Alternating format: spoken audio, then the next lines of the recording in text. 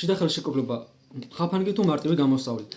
სამშენებლო კომპანიები გიმალევენ სიმართლეს თუ არა და გთავაზობენ ყოველთვის ბინის შეძენას ეგრეთ წოდებული შიდა ხელშეკრულების საფუძველზე. ანუ აღნიშნული ხელშეკრულების გაფორმებით ყოველთვის დაფიქრით. ხაფანგის წინაშე გეხართ თუ არა, გაიარეთ კონსულტაცია შესაბამისი სპეციალისტის იურისტებთან. შენებარე კორპუსში ბინის შეძენა გარკვეულ ხარჯებთან და დიდ რისკებთან არის დაკავშირებული. კომპანია ყოველთვის გთავაზობთ, რომ შიდა ხელშეკრულება არის ყველაზე გავრცელებული კანონიერი საშუალება და არ არის საჭირო მისი რეგისტრაცია საჯარო რეესტრში. რა იმალება ამ სიმარტივის მიღმა, გარკვეული პრობლემები და სირთულეები. პირველი, ეს არის ორმაგი გაყიდვის საშუალება, რომ თქვენი უძრავი ქონება, იგი ხელშეკრულება არ არის რეგისტრირებული საჯარო რეესტრში, კომპანიას შეუძლია აღნიშნული ქონება სხვა იურიდიულ ან ფიზიკურ პირს მიჰყიდოს. მიიღებს ორმაგ შემოსავალს, თქვენ დარჩებით წაგებული კანონიერი ბინის გარეშე. და მეორე, თუ კომპანიას შეექმნა ფინანსური პრობლემა, თქვენ ქონებას დაედება ყადაღა.